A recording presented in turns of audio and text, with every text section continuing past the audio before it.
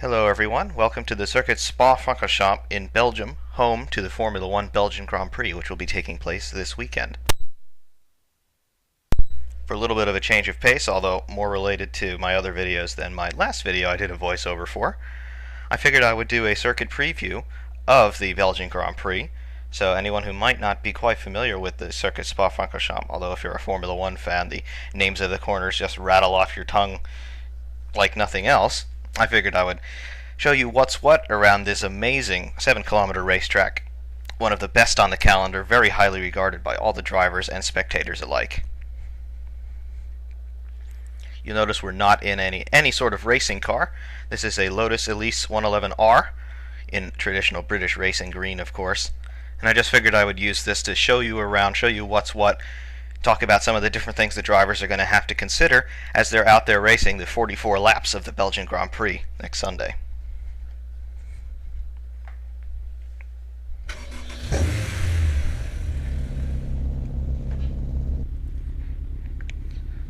So now coming out into the pit lane here at Spa Francorchamps,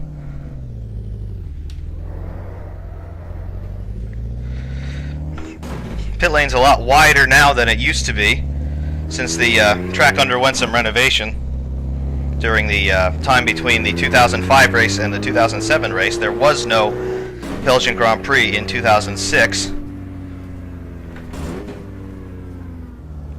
Pit exit here is always very tricky. You would think you'd want to be laying on the throttle to rejoin the racetrack right here, but you have to slow it way down because you have a very tight corner to get out of the pit lane, and then of course you have to respect the white line. I messed up that gear change. Coming down the hill, this is probably the most dramatic part of the racetrack. Passing what is the auxiliary pit lane and now coming into one of the most famous corners in all of motorsports, Eau Rouge. Big compression as you head uphill. And over the top of the corner, actually called Radion, it's considered a separate corner. And now onto the Kemmel Straight. You notice I'm not really giving it the beans because I'm just trying to show you the circuit, not looking to set any records. Later on, of course, we'll be in the Formula 1 car to show you more so what's going on when we're at speed, but right now just looking to show you the circuit. This is the Kemmel Straight. Formula 1 drivers will start braking, wait for it, right about here for this sequence of corners, known collectively as Les Combes. Some wonderful videos of Ayrton Senna coming through here in the 90s from Mamedi. They'll be very heavy over these curves, but they'll try not to use them too much because the car will bottom out and that's a disaster. Into Rivage, cars will tend to understeer through here, although mine's relatively oversteery. Now through the corner with no name. Right now I'm recalling a video of Ayrton Senna in 1991 going through that corner. The engine barking its report with every gear change. Absolutely awesome. Through Pouhon, this corner is absolutely flat out for the modern Formula 1 cars, and as you can see, I get quite out of shape even at relatively low speeds in this Lotus. I'm on road tires, remember. Coming into Fania, they'll be approaching this one probably from 6th gear, and they'll carry anywhere between 105 and 120 miles an hour through here, depending on what kinds of downforce they're generating, particularly from the rear. And now coming down into these two corners, sometimes they collectively are called Stavelo, but really it's only the second one here, which is officially Stavelo, joining up with what used to be a public road that comprised so much of this racetrack in its earlier iterations. It is now a self-contained closed circuit. Now headed back up the hill, there's tremendous elevation change on the Spa Francorchamps circuit, probably the highest of the championship, and this corner is absolutely flat out in a Formula 1 car. Blanchiment. That's taken at about 195 miles an hour. I have to brake in this car. The F1 cars, it's a kink. Into the reconfigured bus stop chicane. I'm still not quite convinced about this new bus stop, to be honest with you.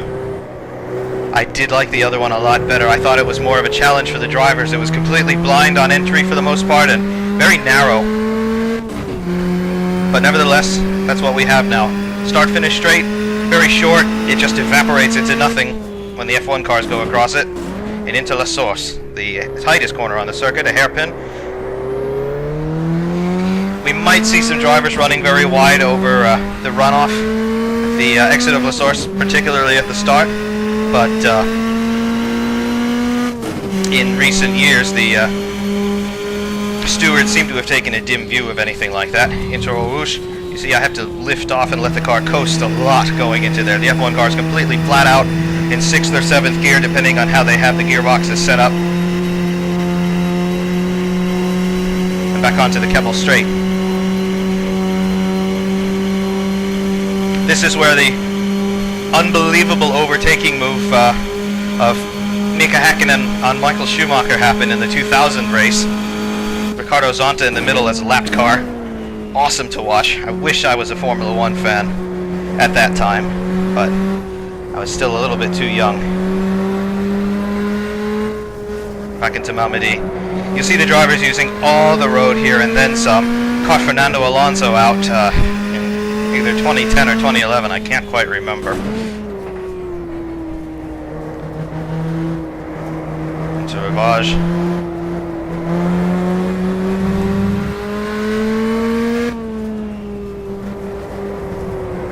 Back on the corner with no name. You really have to be careful of these curbs. They're higher than you think. And if you get the under tray of a Formula 1 car up onto those curbs, and I'm going to mess this up again, aren't I? Yes, I am. Perhaps even a little bit worse than last time. Oh, that doesn't make me look very good.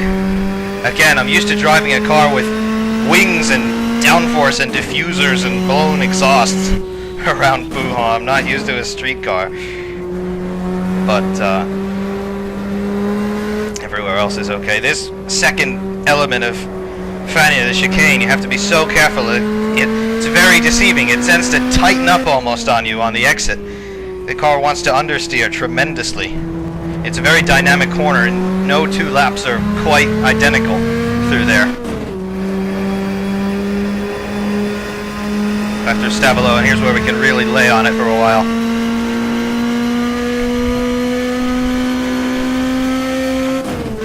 I'm not 100% sure if it's the stretch between Stavelot and the bus stop or the stretch between Eau Rouge and Les Combes that are the, I'm not sure which one is the longest stretch of full throttle on the circuit, but they're equally fast, at least in my opinion.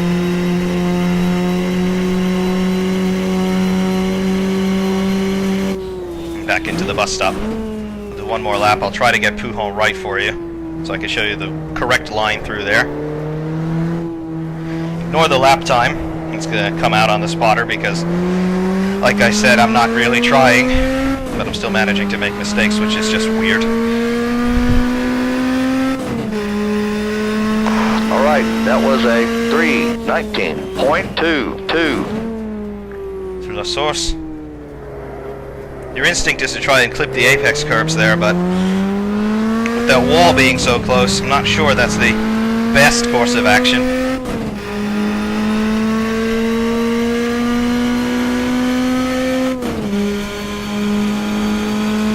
Eau Rouge, backing way out. Trying to stay on it, but it understeers and then oversteers and then understeers again. The car is very unstable through there. That's where the Formula 1 cars are so impressive, that they can be flat out through there. And yes, they've reprofiled the corner slightly over the years. It's not quite as perilous as it used to be, but still, tremendous commitment, tremendous confidence that those drivers must have in their cars in order to do that flat out. To Les Combes.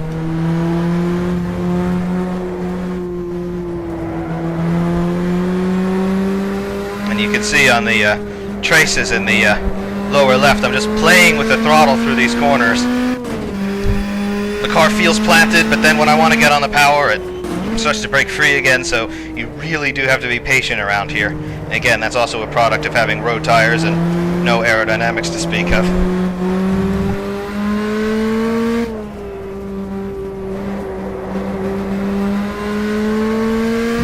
Coming down the hill, we've passed the highest point of the racetrack, and here comes Pouhon. See if I can get it right this time. Yes, I'm even braking very early. I just want to show you the lines they take. They'll come ever so close to these apex curves, but they really don't want to touch them, because it can unsettle the car tremendously if they're not careful. And then you will see them running out to the exit curves, but again, not too much, because the rear end tends to break free sometimes on those curves. Defania, and again that second element where the car wants to understeer on the exit.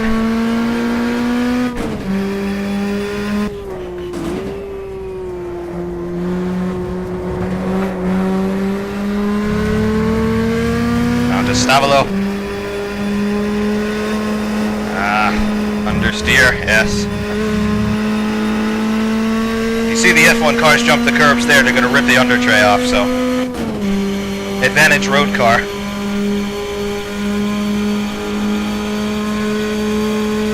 And of course, one of the blacker moments in Spa's history, other than the unfortunate accidents that have been taking place here over the years, is the 2008 Belgian Grand Prix, which I personally refuse to acknowledge the existence of.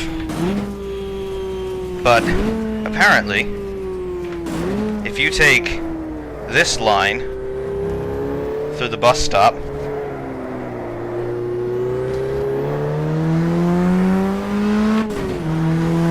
the FIA will take a victory away from you. Kind of odd. That was a 3:17.00.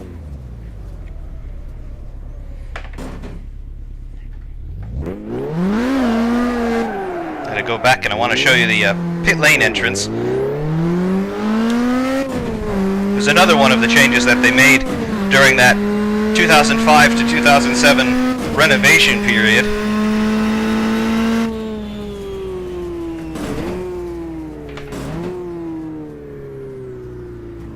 Here it is.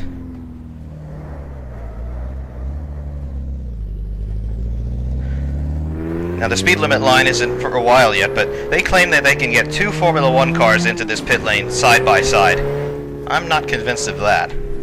Concrete walls, very unforgiving. You don't want to mess up coming in or out of the pit lane for that matter. And now the speed limit line starts.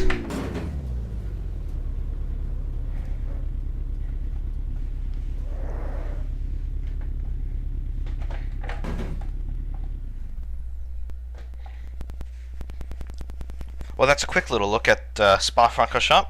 I hope that was somewhat informative and I didn't ramble on too much. But now we're going to get into a Formula 1 car, and we're going to show you what the drivers have to deal with at racing speeds.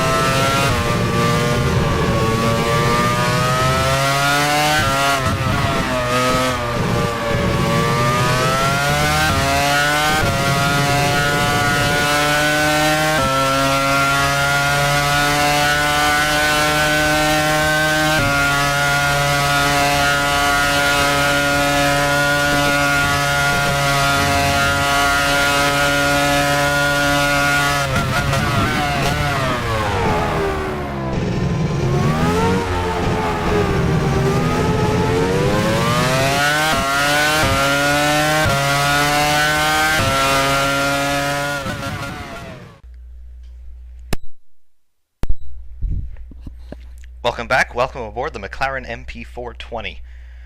Although this car doesn't have too much relevance anymore in the current world of Formula One, it made a big impression on me as a beginning Formula One fan in the 2005 season. The first race I ever saw was the 2005 Monaco Grand Prix, and those astute fans will remember that it was won in quite dominant fashion by this car in the hands of Kimi Räikkönen.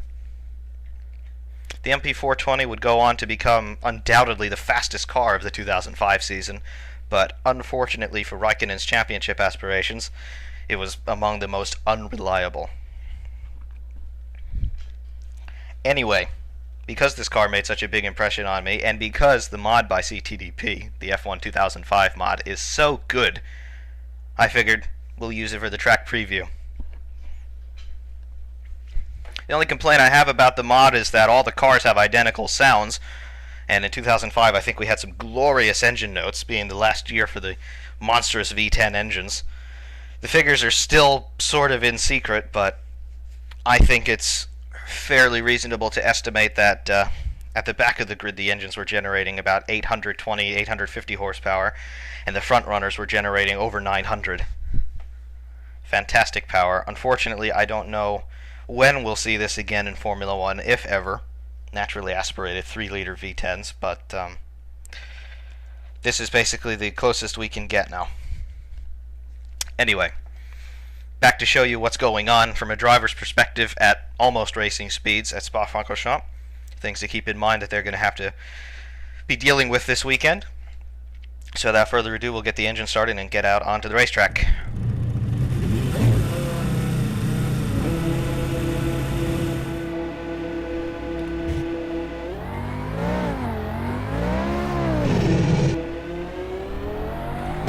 If you're listening carefully, you'll be able to hear the traction control cutting the spark as I get onto the throttle.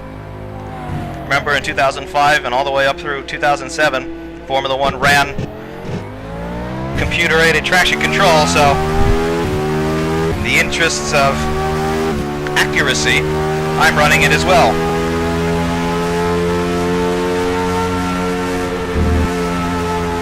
Now this lap I'm not going to try to attack in any way. Just concerned about bringing temperature into the tires and brakes. And also, I'm not sure how much you're going to be able to understand me after a while. Because in order to make this video, I'm wearing a headset with 2 headphones and an integrated mic. So I have all the sounds being piped directly into my ear, so it becomes difficult to hear myself speak.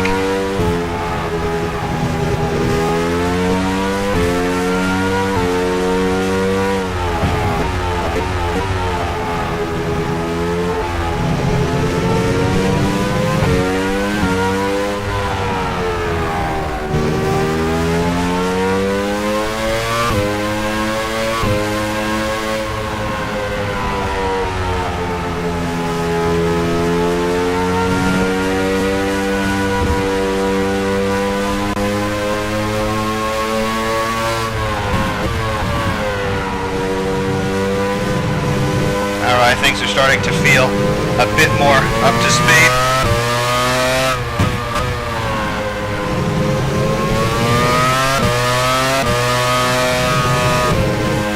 These Formula One cars, it's really all about heat management. The tires don't quite work right until they're up to temperature. The brakes barely work at all until they're up to temperature. And of course, you're not generating downforce until you're going at some appreciable speed. So it almost sounds counterintuitive, but eventually you get to a situation where you have to go faster to not crash. Into La Source, big braking. Second gear, some rear locking. Now hard onto the power as we head down the hill.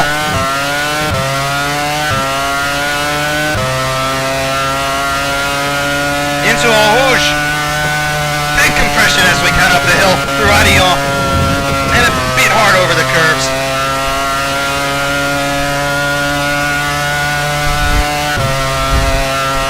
I have 6th and 7th gears spaced out a bit wide, so you'll notice I'm waiting to get into 7th gear until I'm almost halfway down the Kemmel Straight. Fumamidi, car understeering a bit, front tires still not quite there.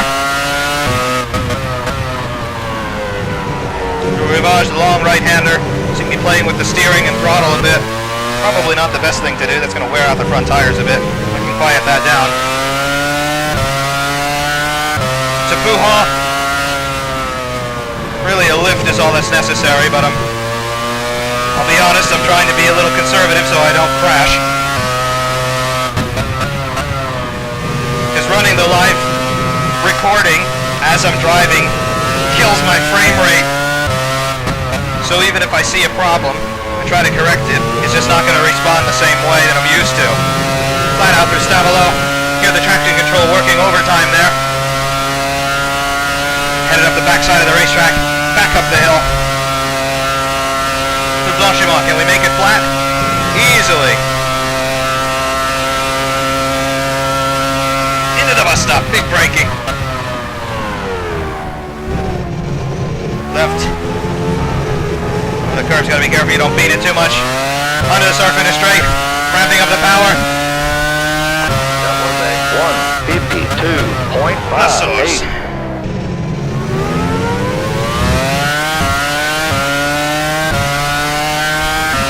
The full 920-ish horsepower out of the Mercedes Ilmor through Eau Rouge.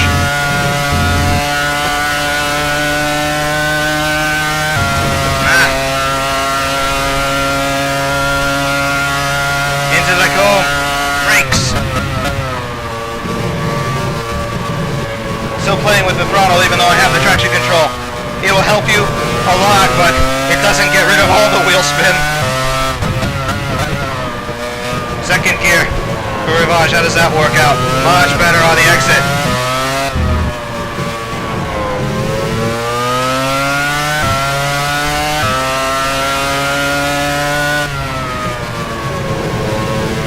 I'll admit I'm still a little bit afraid of Puha.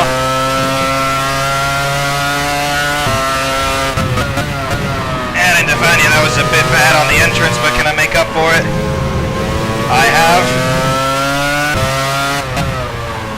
Probably in the wrong gear here. Through Stavelo, flat through Stavelo.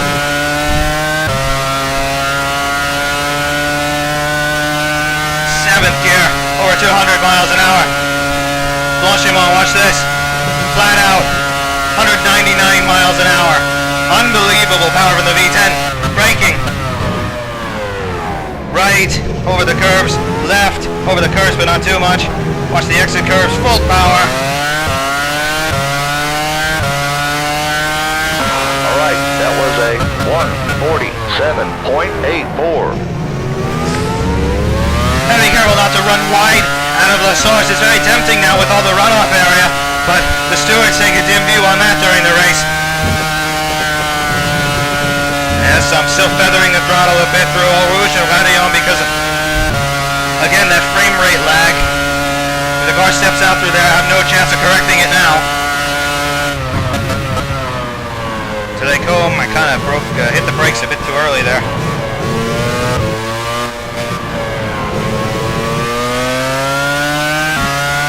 Highest point on the racetrack, now we begin the descent.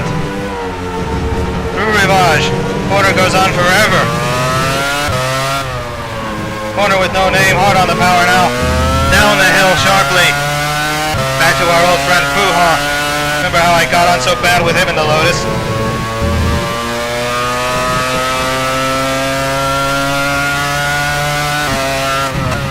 In Defania, again I overdid the braking there. And the back end tried to slip out halfway through the corner. Don't know if you got that, but I sure did. Who's Stavelo?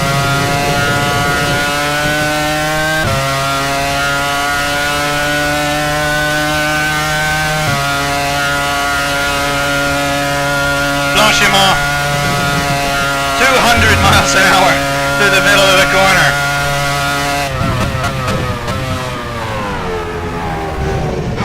Come to think of it, any NASCAR fan that I've ever talked to. And then of course we get into the old shouting match about how good Formula 1 is and how bad NASCAR is.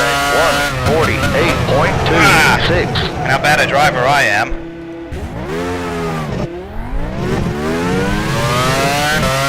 I always tell them, go on YouTube and Eau Rouge, Vaillon, and Blanchiment. But then you realize they're doing it flat out, and in some cases over 200 miles an hour. You start to wonder how the laws of physics allow that to happen.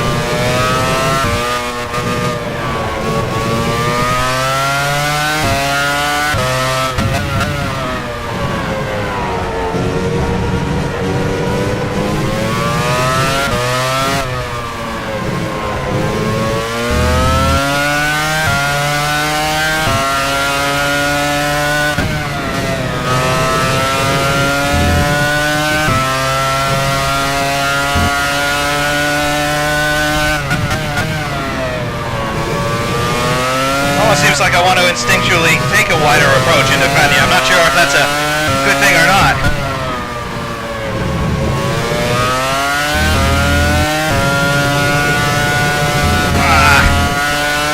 See, I can't rejoin the circuit now because the curves are so wide and high. I have to wait until we get a break in them. Again, I'm not sure how well the stewards look upon that.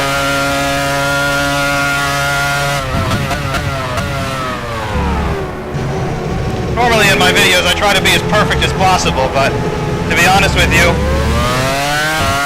I really don't care so much about the image. I'm just trying to that was a 151. Give you an idea. 4. I locked up the front and the rear there.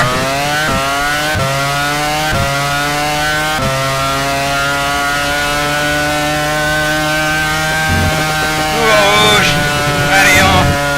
Oh yes. 7th here.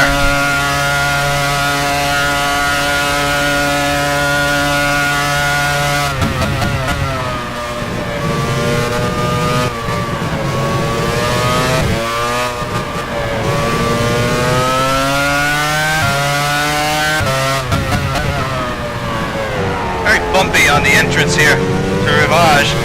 So easy to lock a wheel.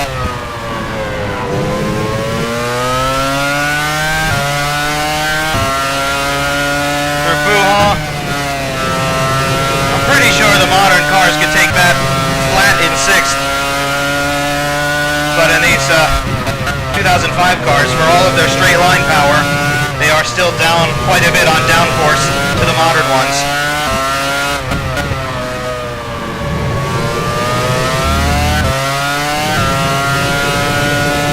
There we go. That's the way the exit of Stavelot is supposed to look.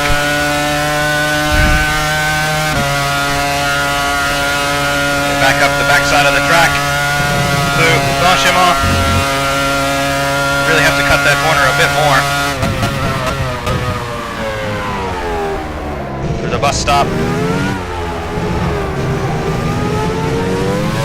And now back onto the start-finish straight. It's going to be our last lap before we decide to go in. 147.94. Again, just trying to keep it straight under braking that time. Down the hill into Eau Rouge. Accidentally popped 7th gear there a bit early, but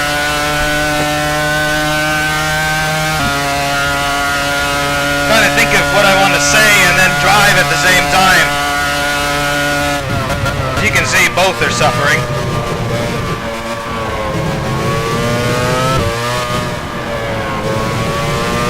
So difficult to get the nose to tuck in there. From Almedy.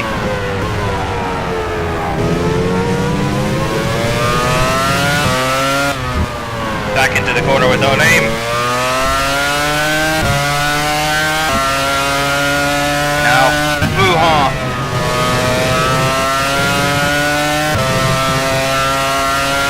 Okay.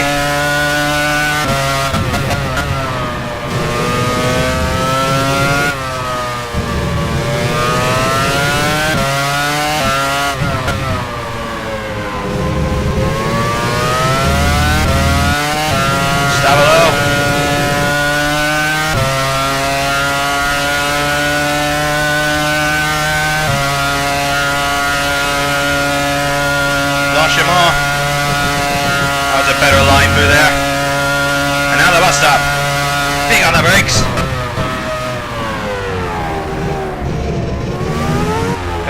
to the line and then flip it around so it can pit. That was a 148.16.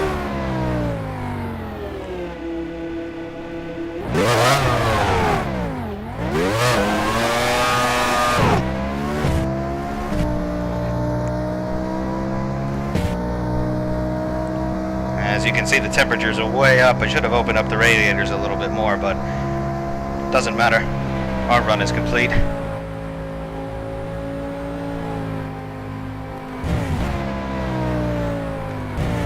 Again, I want to apologize for some of the dodgy driving, but not to make excuses, but I'm contending with a frame rate lag and a setup that I'm not quite happy with, and trying to talk to you and not crash. So mistakes were bound to happen.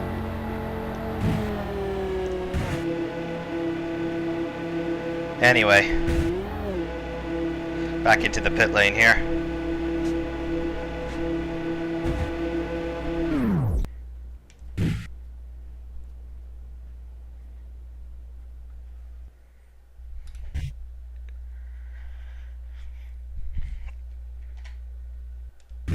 Well, I certainly hope you've gained something from this, if not just a few minutes of entertainment or wasted time. I just figured I would try something different, and hopefully we get some decent feedback on it. I think I did an absolutely terrible job driving, but what can I say? It's the first time I'm doing something like this. So, until next time, thank you very much for watching, and I hope you're watching the Belgian Grand Prix on Sunday.